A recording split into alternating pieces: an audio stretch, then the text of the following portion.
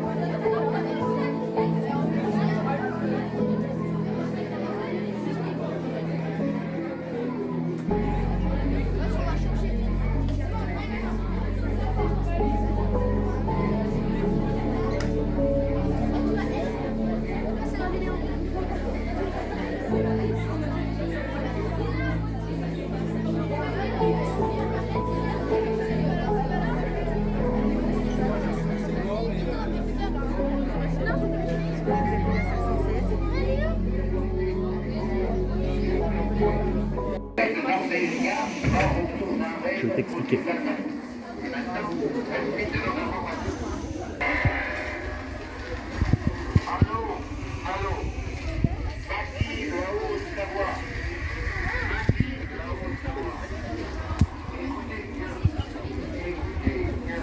En fait, on leur dit, montre-moi, c'est ça? Mathilde, la Haute-Savoie. Écoutez bien. Écoutez bien. Tom, qu'est-ce que tu as appris là?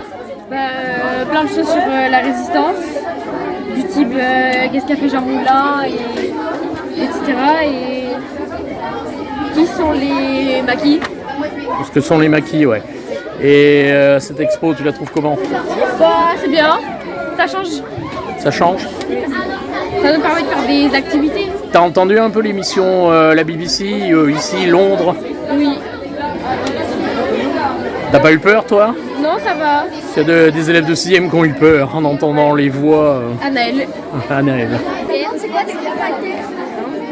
Qu'est-ce qu'un réfractaire?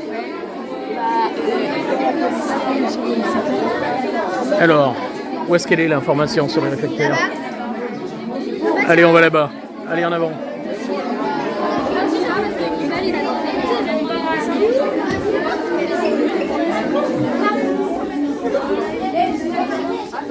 Un réfractaire, alors, où est-ce que tu as trouvé l'information? Les réfractaires du STO. Alors, le STO. C'est Service du travail obligatoire.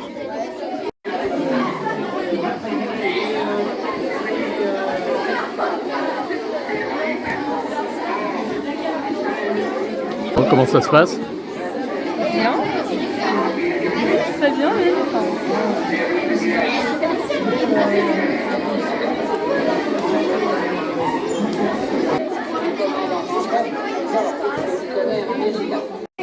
Tu racontes les enfants d'idiots.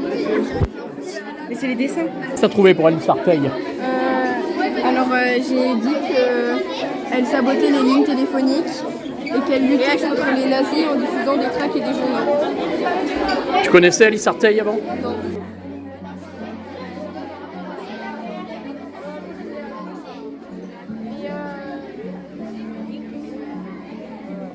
Mobilité dans le maquis est un élément essentiel de la lutte. Aux valeurs de la République. Et ensuite, certains de vos camarades chanteront. Voilà. Je compte sur votre sérieux et votre calme. France et de ses valeurs. Elle a été voulue par l'Assemblée nationale, valeurs qui nous gouvernent aujourd'hui encore. La journée nationale de la résistance est l'occasion d'une réflexion sur les valeurs de la résistance et celles portées par le programme du Conseil national de la résistance, comme le courage, la défense de la République ou encore le souci constant de la justice, de la solidarité, de la tolérance et du respect d'autrui. Elle permet de rappeler aux jeunes générations l'engagement des hommes et des femmes qui se sont levés contre l'occupation nazie et le régime collaborationniste de Vichy. Ce 22 juin 1940 est signé l'armistice mettant fin au combat entre les armées françaises et allemandes. 92 000 soldats français au moins ont trouvé la mort au front et 1 850 000 sont faits prisonniers par les Allemands. La France est coupée en plusieurs zones, dont une zone d'occupation allemande et une zone dite libre, soumise à la seule administration du gouvernement français. Le maréchal Pétain, qui avait pris la tête du gouvernement le 16 juin, annonçant dès le lendemain qu'il demanderait l'armistice, établit alors à Vichy un régime dit État français. Il prône la collaboration avec le Reich allemand et une profonde réforme interne du pays, la Révolution nationale. Dès l'été 1940, des mouvements de résistance à l'occupation nazie en France font leur apparition de manière progressive et dispersée. Le général de Gaulle qui, le 18 juin, lance sur les ondes de la BBC son fameux appel, est rejoint en Angleterre par une poignée de civils et de militaires qui forment le premier noyau de la France libre. Plusieurs territoires coloniaux d'Afrique, d'Asie et d'Océanie se rallient à leur tour avant la fin de l'été. Dès les premiers temps de l'occupation, des attitudes instinctives de refus de la défaite, de la collaboration ou de la révolution nationale se manifestent un peu partout, surtout en zone occupée.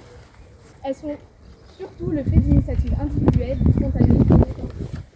Rédaction de tracts ou de graffitis hostiles à l'ennemi, voire à distance, et aide à l'évasion des soldats anglais ou français, blessés, isolés ou évadés. Récupération et stockage d'armes, de munitions et d'engins abandonnés par les troupes en déroute.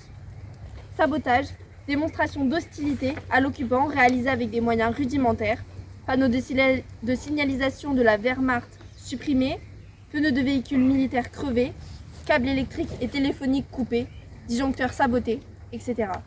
Renseignements, manifestations publiques du patriotisme.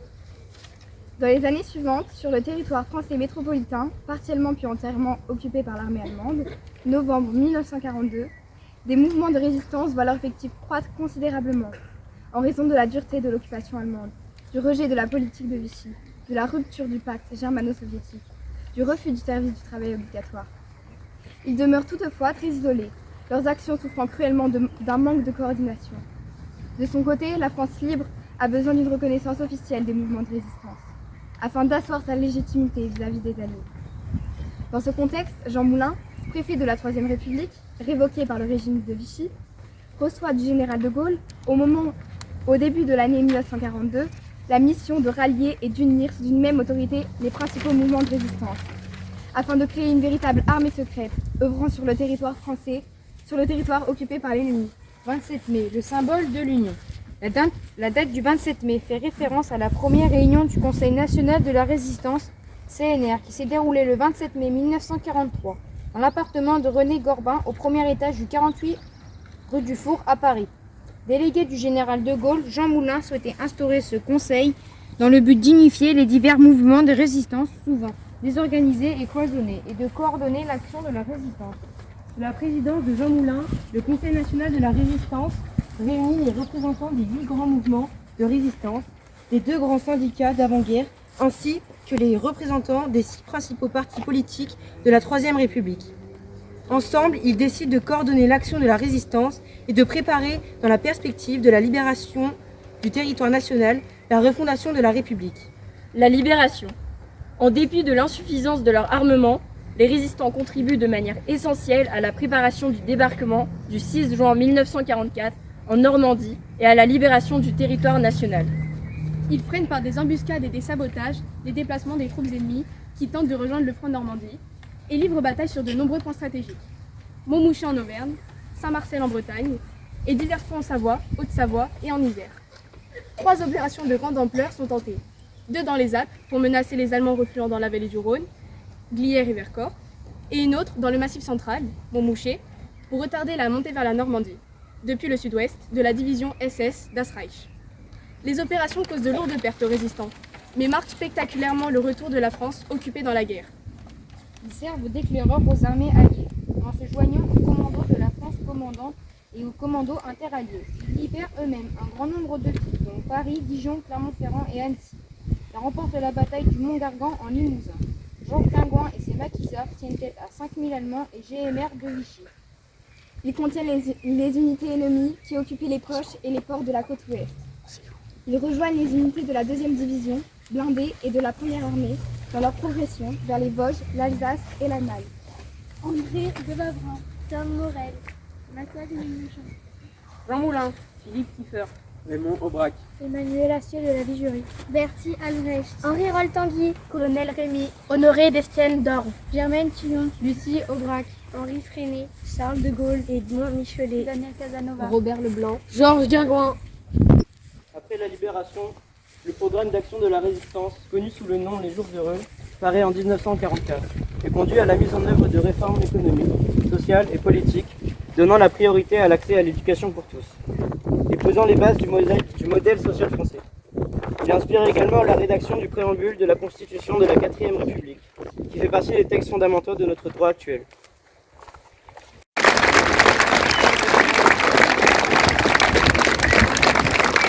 Donc déjà, je remercie tous les élèves du club mémoire. Je remercie tous les enseignants qui ont animé des ateliers. Je remercie aussi Mme Fisset, maire de Saint-Germain-des-Prés d'être venue, M. Serreur, maire de Billy, d'être venu aussi, animer un atelier et participer à cette plantation d'arbres. Bien. Donc on va procéder maintenant à la plantation. Je vais vous expliquer un petit peu pourquoi on plante un arbre aujourd'hui.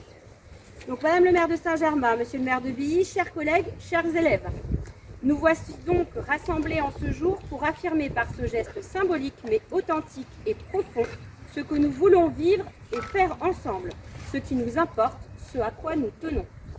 Un arbre qu'on plante, le symbole est aisé à retrouver, signe de solidité et d'avenir, d'espoir, l'arbre est là. Cet arbre des valeurs de la République signifiera désormais à travers le temps une République une et indivisible. Une République qui a pour socle les notions d'égalité, de liberté et de fraternité. Une République qui accorde et assure à chacun le droit de croire ou de ne pas croire, ou de pratiquer sa religion en paix et en sécurité. Cet arbre, c'est à la fois un hommage à ces vies qui nous manquent à présent, un témoignage de notre sympathie aux victimes des guerres passées et plus récentes, la marque de notre engagement partagé à éliminer les causes de cette cruauté criminelle. Le symbole aussi qu'aucune communauté ne doit être stigmatisée par contamination ou généralisation abusive. Le refus absolu de toute forme de racisme ou de rejet. Ce sera donc ici un moment d'unité, un moment de paix. Cet arbre, c'est aussi celui de la liberté. Par définition, c'est un hommage à la liberté. Je vais citer Victor Hugo, le 2 mars 1848, qui plantait lui aussi un arbre. Place des Vosges à Paris, et voilà ce qu'il disait. C'est beau, un vrai symbole pour la liberté qu'un arbre. La liberté a ses racines dans le cœur du peuple, comme l'arbre dans le cœur de la terre. Comme l'arbre, elle élève et déploie ses rameaux dans le ciel. Comme l'arbre, elle grandit sans cesse et couvre les générations de son ombre.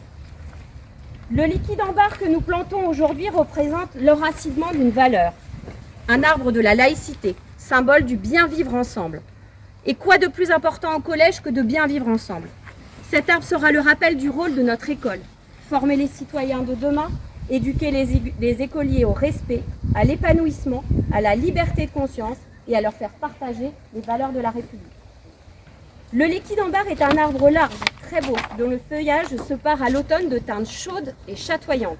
Alors, on ne le voit pas là aujourd'hui, mais à l'automne, normalement, il sera paré de plein de couleurs. Symbole de la pluralité et de la diversité de tous les élèves, cet arbre nous rappellera que le collège est un lieu de paix, d'unité, où la pluralité des sensibilités peut s'épanouir et s'exprimer.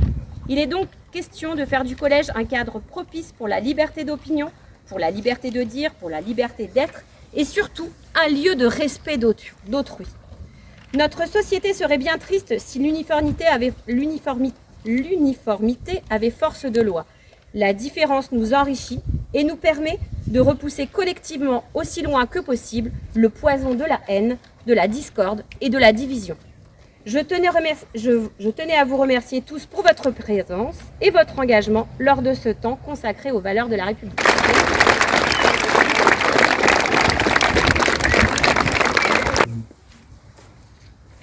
Amis, entends-tu les cris sourds du pays qu'on enchaîne? Ohé, partisans, ouvriers, paysans, c'est l'alarme. Ce soir, l'ennemi commettra le prix du sang et des larmes. Montez de la nuit, descendez des collines, camarades. Sortez mitraille, les grenades. Oh, et les tueurs à la balle ou au couteau, tu évites. Oh, et saboteur, attention à ton fardeau dynamite. C'est nous qui brisons les barreaux des prisons pour nos frères. La bonne fou, c'est la faim qui nous pousse la misère. Il y a des pays où les gens au creux des lits font des rêves. Ici, nous vois-tu, nous on marche, nous on tue, nous on crève. Ici, chacun sait ce qu'il veut, ce qu'il fait quand il passe. Ami, si tu tombes, un ami sort de l'ombre à ta place. Demain, du sang noir séchera au grand soleil sur les routes. Sifflez, compagnons, dans la nuit, la liberté nous écoute.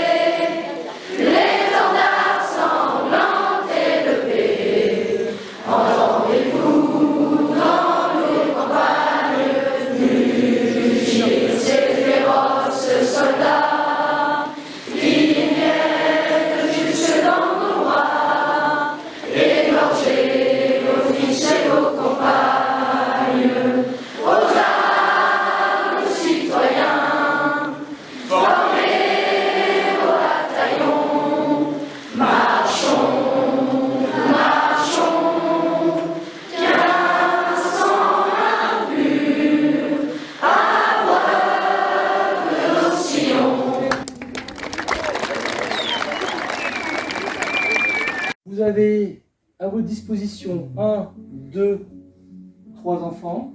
On va avoir 3 nourrissons. Et vous devez tous passer sur les compressions au niveau du nourrisson et de l'enfant. D'accord? Comme ça. Tu retournes. Alors l'enfant. Non mais elle a frappé le petit. Oui, vas-y. Elle a frappé. Oui. Allez, on le fait correctement. Il frappe. Tu frappes le gamin? Pauvre gosse. Non, c'est pas ça. Faites tourner les chaises. L'enfant, c'est en travers, la tête légèrement vers le bas, et tu frappes entre les deux oreilles. Là. Plus les départements français, il y a 4 au nombre de 4 qui n'appliquent pas la loi laïque de la France en général, ils l'appliquent qu'en partie. Alors que vous savez, pardon, que la France est dite, la République française est dite indivisible.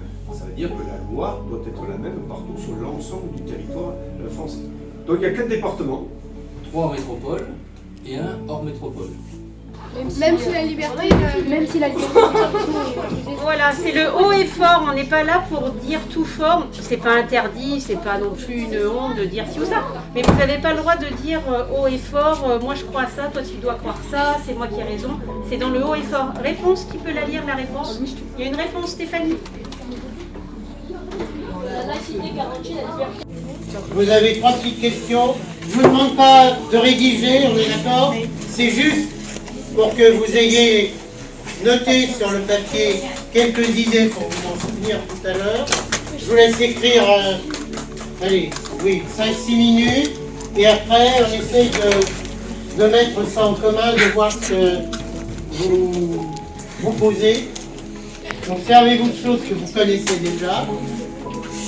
Et puis il y a une part de choses qui va vous être absolument personnelle. Lucas. C'est que vous allez reprendre votre situation et vous allez me la mettre en scène. Et vous passerez ensuite en improvisation. Oui. 30 secondes chacun, c'est pas long. Vous présentez. Et le but du jeu, c'est de réussir à faire deviner aux autres groupes Quel est l'article que vous jouez? Indispensable. Indispensable ou Oui. pas? Non, indispensable. Non. Mais tu crois jamais, toi? Alors, mais ça sert à quoi? Le brossage des cheveux, il sert à quoi justement? À rien. À enlever les poux. À enlever les poux. À se faire belle, quoi. À se faire beau. À se démêler les cheveux. À enlever la poussière. On a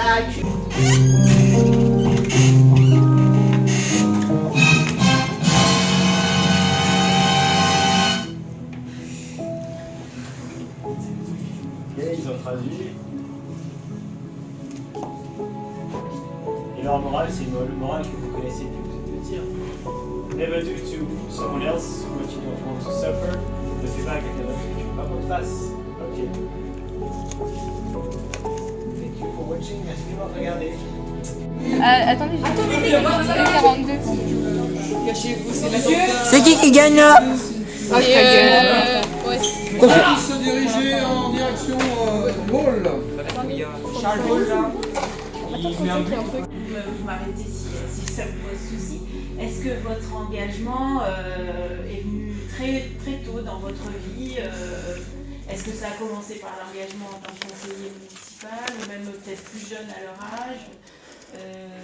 Après, c'est un peu personnel. Hein, Oui, non, mais ça ne pose aucun problème.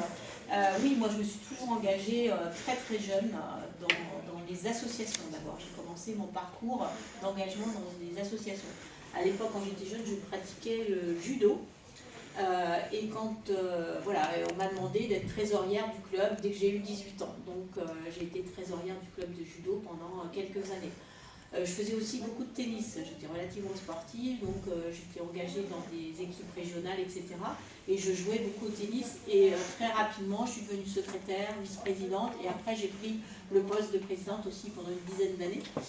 Je pense que quand on pratique par exemple un sport ou qu'on fait une activité, il est important aussi de donner un peu de son temps pour les autres. J'ai toujours souhaité m'engager par rapport à ça. J'ai été présidente d'une association culturelle également, qui s'appelait les Amis du Passé. J'étais présidente également de la Maison des Jeunes de Saint-Germain pendant quelques années aussi. J'ai créé une association pour promouvoir la mise 2 fois 2 voies de la RN7, vous voyez, un tout autre domaine. Et je me suis engagée très jeune, oui, effectivement, comme conseillère municipale, en 1995. Le maire était venu me solliciter et je trouvais que c'était important dans sa commune de pouvoir donner un petit peu de son temps, de ses connaissances et de pouvoir s'investir pour sa commune. Et puis progressivement après, j'ai pris d'autres engagements et d'autres responsabilités. On peut avoir le titre d'éducateur sportif de manière générale, où on va pouvoir enseigner un petit peu tout dans différents milieux, d'accord? Ou on peut passer un examen ou un diplôme et être spécifié dans une activité. Est-ce qu'il y en a certains d'entre vous qui pratiquent une activité sportive, en club, en dehors du collège? Levez la main. Juste 2, 3. Ok, tu fais quoi? Foot. Pareil. Foot. Triathlon. Foot. Ok. Vous n'êtes pas en autonomie en général quand vous êtes sur vos entraînements. Ouais, vous avez des éducateurs, des entraîneurs, d'accord? Il faut savoir que c'est des gens qui sont diplômés. Alors, j'essaie toujours de mettre un petit peu le foot à part parce que c'est une discipline un petit peu différente. Vous avez des éducateurs qui sont diplômés mais à des échelons un peu différents, d'accord? Donc, la nature du travail, c'est ce qu'on a dit. Enseigner une discipline sportive, le foot, le judo ou autre, d'accord? Animer, coordonner et encadrer. C'est-à-dire que si on n'est pas diplômé, aujourd'hui on n'est pas dans la réglementation, au niveau de jeunesse et sport, il y a des choses importantes. N'importe qui ne peut pas prendre un groupe et lui dire bah tiens on va prendre un ballon de basket et je vais t'apprendre le basket. C'est pas possible, légalement c'est interdit. Ok? On met un rideau, une arche et un papier rouge. Pardon. Et après, il y a 6 mois, un concours de défilé. Oui. Oh mon frère.